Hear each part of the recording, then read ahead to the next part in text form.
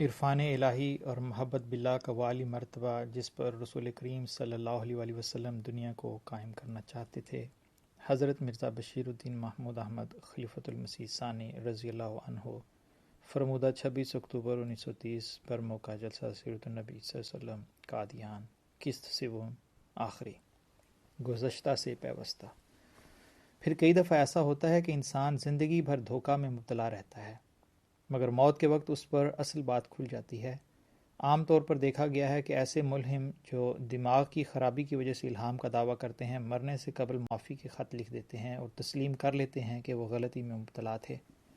مگر رسول کریم صلی اللہ علیہ وسلم کا عرفان اس درجہ کمال پر تھا کہ آپ کی آخری گھڑیوں کے متعلق لکھا ہے، اس وقت آپ کی زبان پر اس مفہوم کے الفاظ تھے کہ خدا تعالیٰ یہود اور عیسائیوں پر لعنت کرے، انہوں نے اپنے نبیوں کی قبروں کو سجدہ گاہ بنا لیا۔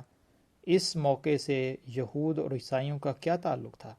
سننے والے تو مسلمان تھے۔ پھر رسول کریم صلی اللہ علیہ وسلم نے یہ کیوں فرمایا؟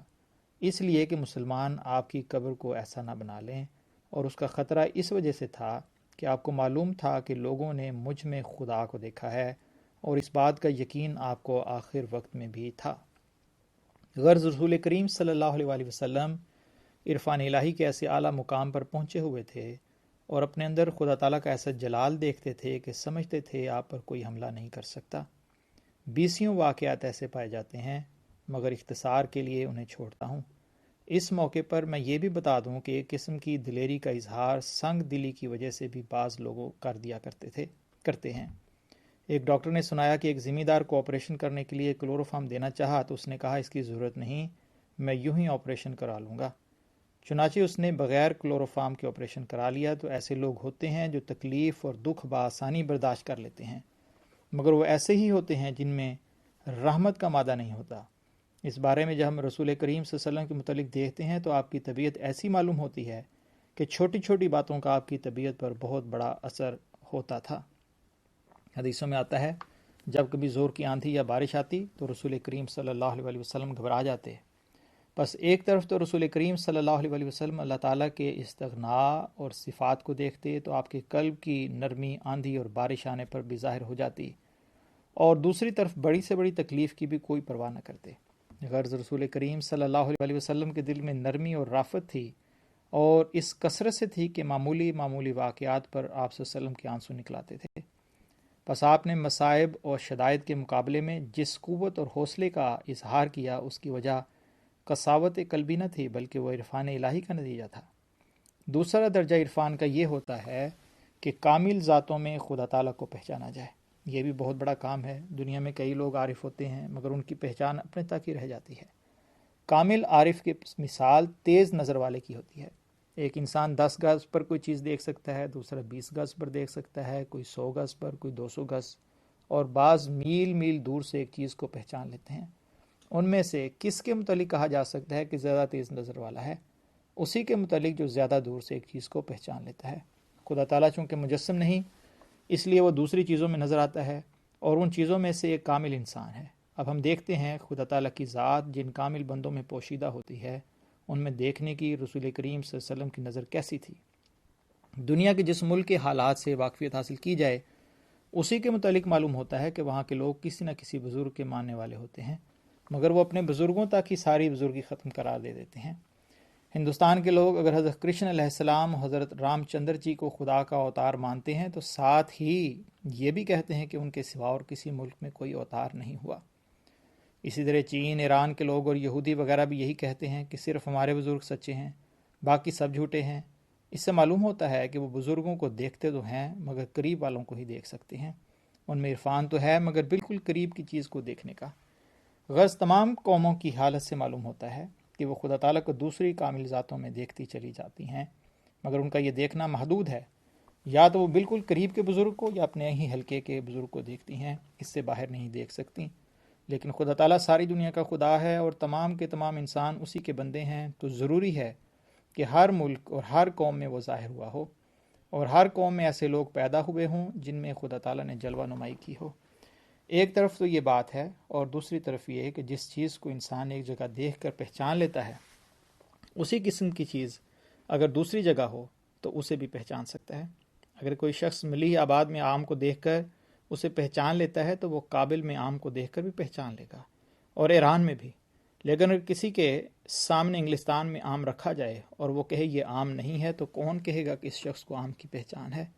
پہچان لینے کے معنی ہی یہ ہیں کہ جہاں وہ چیز نظر آئے پہچان لی جائے۔ کسی نے کہا ہے بہر رنگے کے خواہی جام می پوش، من انداز قدت را می شناسم۔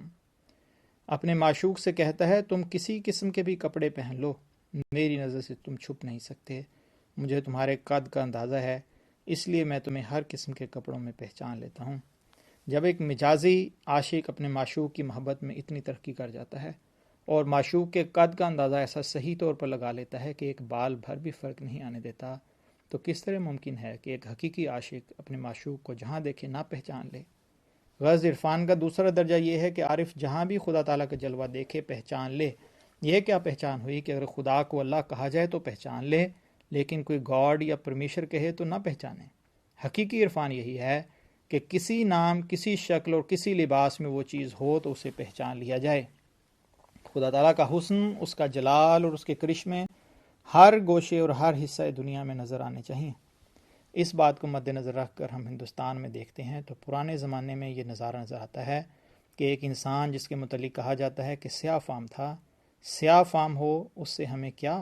ہمیں تو یہ معلوم ہوتا ہے کہ اس کا دل گورا تھا، وہ ہندوستان میں پیدا ہوتا ہے اور ملک کی حالت خراب دیکھ کر کڑتا ہے۔ اہل ملک کو جوئے، شراب اور دوسرے گندم میں مبتلا پا کر ان کی اصلاح کی طرف متوجہ ہوتا ہے اور لوگوں کو اس بات کے لیے تیار کرتا ہے کہ خون سے ہر قسم کے گندے اور ناپاک داغوں کو دھو دیں۔ لوگ اس کی باتیں سنتے اور اس پر ہنستے ہیں کہ یہ اپنے آپ کو خدا کا اوتار کہتا ہے، مگر انسانوں کی گردنوں پر تلواریں چلا کر ان کی اصلاح کرنا چاہتا ہے۔ حتیٰ کہ اس کو ماننے والے بھی اسے کہتے ہیں کیا خدا خون سے خوش ہوتا ہے کہ انسانوں کے خون بہائے جائیں؟ مگر وہ انسان اپنے مقصد میں کامیاب ہو جاتا ہے اور سارے ہند میں وہ آگ لگا دیتا ہے کہ اس وقت 33 کروڑ نہ صحیح لیکن لاکھوں انسان تو بستے ہوں گے، اس آگ میں کود پڑتے ہیں، اور وہ ایسی جنگ کراتا ہے جو آج تک نہایت ہولناک جنگ سمجھی جاتی ہے۔ اسے اپنے ملک کے لوگوں کی اپنے ملک کے لوگ نہیں پہچان سکتے، لیکن دور عرب میں جہاں اسے کوئی نہیں جانتا تھا، جہاں کے بسنے والے اس کی قوم کو برا سمجھتے تھے، مکے کی چھوٹی سی بستی میں بیٹھا ہوا انسان آنکھ اٹھا کر مشرق کی طرف دیکھتا ہے تو اسے ایک ایسا چہرہ نظر آتا ہے جسے لوگ سیاہ کہتے ہیں، مگر اسے وہ چمکتا ہوا نظر آتا ہے اور کہتا ہے کہ اس دور ملک میں اپنے محبوب کو اس میں جلوہ گر دیکھا، وہاں بھی میرا خدا ظاہر ہوا اور اس جگہ بھی اس نے جلوہ نمائی کی۔ ایک ایسے ملک میں جس سے اس قوم کو نہ صرف کوئی تعلق نہ تھا بلکہ عداوت تھی، اور ایسے انسان میں جسے اس کی اپنی قوم گمراہ خیال کرتی تھی، رسول کریم صلی اللہ علیہ وسلم نے خدا کا نظارہ دیکھ لیا۔ اس سے بڑھ کر خدا تعالیٰ کے جلوے کو دیکھنے کا اور کیا ثبوت ہو سکتا ہے؟ پھر اسی ہندوستان میں ایک اور مثال دیکھتے ہیں کہ ایک بچہ بادشاہ کے گھر پیدا ہوتا ہے، اسے ہر قسم کی نعمتیں حاصل ہیں، باپ پیدا ہوتے ہیں اسے الگ محل میں بند کرا دیتا ہے، کیونکہ اس نے باپ پیدا ہوتے ہی اسے الگ محل میں بند کرا دیتا ہے، کیونکہ اس نے خواب میں دیکھا تھا کہ اس کا لڑکا حکومت چھوڑ چھاڑ کر گھر سے نکل جائے گا۔ اس وجہ سے اس نے یہ انتظام کیا کہ اس بچے کی نظر سے کوئی دکھ اور مصیبت کا نظارہ نہ گزرے۔ آخر وہ بچہ ایک دن کسی طرح اس محل سے باہر نکلا اور بادشاہ نے حکم دے دیا کہ جدھر سے گزرے وہاں کوئی مصیبت زدہ اس کے سامنے نہ آئے، مگر خدا کی مرضی راستے میں ایک اپاہج پڑا ہوا مل گیا، لوگوں نے اسے الگ ڈال دیا، مگر شہزادہ اسے دیکھ کر ٹھہر گیا اور پوچھا یہ کیا چیز ہے؟ میں نے تو ایسی چیز کبھی نہیں دیکھی۔ مصاحبین نے شہزادے کی توجہ اس سے ہٹانی چاہی، مگر اس پر بڑا اثر ہوا اور اس نے اصرار سے اپاہج کی حالت دریافت کی اور کہا ایسی چیز ہمارے محل میں تو نہیں ہوتی۔ آخر وہ محل میں گیا اور اپاہج کے متعلق سوچتا رہا۔ کئی دن کے بعد پھر سیر کے لیے نکلا۔ بادشاہ نے مصاحبین کو تاکید کر دی کہ کوئی مصیبت زدہ اس کے سامنے نہ آئے، مگر جس طرف سے گزر رہا تھا ادھر سے ایک جنازہ نکلا جس پر اس کی نظر پڑ گئی۔ اس نے پوچھا یہ کیا ہے؟ ساتھ والوں نے بتایا ایک انسان مر گیا ہے، یہ اس کی لاش ہے۔ یہ سن کر وہ پھر فکر میں پڑ گیا۔ تیسری بار پھر جب سیر کے لیے نکلا تو ایک بوڑھا دیکھا جو بہت کمزور اور ضعیف ہو چکا تھا۔ اس نے جب پوچھا یہ کیا ہے تو اسے بتایا گیا کہ انسان بڑی عمر کا ہو کر اس طرح ہو جاتا ہے۔ ان نظاروں کو دیکھنے کا نتیجہ یہ ہوا کہ وہ سمجھا اس دنیا کا آرام و آسائش سب ہیچ ہے، کوئی ایسی راہ نکالنی چاہیے کہ انسان ان دکھوں سے بچ جائے۔ اس کی شادی ہو چکی تھی اور اس کے ہاں بچہ بھی پیدا ہو چکا تھا، مگر ایک رات وہ بیوی اور بچے کو سوتے چھوڑ کر محل سے باہر نکل گیا اور مدتوں خدا تعالیٰ کی تلاش میں پھرتا رہا۔ آخر اس نے خدا کو پا لیا اور اس کا نام بدھ یعنی عقل مجسم ہوا۔ اس وقت اس کے ملک کے لوگوں نے اس کی صداقت بھری باتوں کا انکار کیا، اور اب بھی کئی لوگ انکار کرتے ہیں، مگر اس عارف نے جو عرب کی سرزمین میں پیدا ہوا بتا دیا، ام من امت الا خلا فیہا نذیر، فاطر 25۔ اس انسان میں بھی خدا کا جلوہ تھا، غرض دنیا کے ہر حصے میں ایسے وجود ہوئے ہیں جن کو دیکھ کر ماننا پڑتا ہے کہ ان میں خدا تعالیٰ کا حسن جلوہ گر تھا، اور خدا ان کے ذریعے دنیا میں ظاہر ہوا، مگر انسانوں کے دلوں کے بغض اور کینے، عداوتیں اور دشمنیاں دوسری قوموں کے خدا رسیدہ لوگوں کے دیکھنے میں روک بن رہی ہیں۔ ان سب روکوں کو دور کرتے ہوئے محمد صلی اللہ علیہ وسلم فرماتے ہیں، یہ غلط ہے کہ خدا نے صرف ہندوستان میں اپنے آپ کو ظاہر کیا یا صرف ایران میں اپنا جلوہ دکھایا، بلکہ خدا ہر جگہ اور ہر ملک میں ظاہر ہوا۔ ایسا عرفان کہ جہاں خدا تعالیٰ نے اپنا جلوہ دکھایا وہ محمد صلی اللہ علیہ وسلم نے مکے میں بیٹھے ہوئے دیکھ لیا۔ وہ بے نظیر عرفان ہے جس کی مثال نہیں ملتی۔ محمد صلی اللہ علیہ وسلم نے مکے میں بیٹھے ہوئے دور شمال میں خدا تعالیٰ کا جلوہ دیکھا اور جنوب میں خدا تعالیٰ کے پیاروں کو پایا، دور مشرق اور مغرب میں خدا نما انسان دیکھے اور سینکڑوں ہزاروں سال کے بعد دیکھے۔ یہ ہے وہ عرفان جس کے متعلق کہا جا سکتا ہے، بہر رنگے کے خواہی جام می پوش، من انداز قدترا می شناسم۔ خواہ خدا بدھ کی شکل میں یا کنفیوشس کی شکل میں یا زرتش کی شکل میں یا کرشن اور رام چندر کی شکل میں یا موسیٰ اور عیسیٰ کی شکل میں یا کسی اور شکل میں جلوہ گر ہوا، رسول کریم صلی اللہ علیہ وسلم نے دیکھ لیا۔ بعض لوگ کہتے ہیں محمد صلی اللہ علیہ وسلم گزشتہ انبیاء سے آخر میں پیدا ہوئے، تو اس سے انہیں کیا فضیلت حاصل ہو سکتی ہے؟ میں کہتا ہوں ذرا سوچو تو صحیح، ساری دنیا خدا کی اولاد کی طرح ہے، اگرچہ باپ بیٹے کے نقشوں میں بڑا فرق ہوتا ہے، مگر پھر بھی کہیں نہ کہیں ضرور جھلک پائی جاتی ہے، اور بیٹے کی باپ سے مشابہت ظاہر ہوتی ہے۔ اللہ تعالیٰ کی جو تمام انسانوں کا خالق ہے اس کی مشابہت بھی مخلوق سے ہونی چاہیے، اور اعلیٰ درجے کے بندوں سے زیادہ اس کی مشابہت ہونی چاہیے۔ یہ بالکل ممکن ہے کہ ایک چھوٹا بھائی گم ہو جائے اور جب کہیں ملے تو بڑا بھائی اسے پہچان لے، مگر اسے چھوٹا جو گم ہونے کے بعد پیدا ہوا وہ اگر گم ہونے والے بھائی کو پہچان لے تو ان میں سے کون بڑا عارف ہوگا؟ یقیناً وہی بڑا عارف ہوگا جس کے دیکھنے سے بھی پہلے اس کا بھائی گھر سے نکل گیا تھا، مگر جب اس نے دیکھا تو اسے فوراً پہچان لیا۔ ایک بھائی دوسرے بھائی کو کس طرح پہچانتا ہے؟ اسی طرح کہ اس میں اپنے باپ کی کچھ نہ کچھ مشابہت پا لیتا ہے، اور اس طرح بھائی کا پہچاننا باپ کا پہچاننا ہوتا ہے۔ جب محمد صلی اللہ علیہ وسلم نے اپنے بعض نبی بھائیوں کو بعد میں آ کر پہچان لیا تو اس کا یہ مطلب ہوا کہ جس میں بھی یہ مشابہت پائی جائے گی اسے رسول کریم صلی اللہ علیہ وسلم نے پہچان لیا۔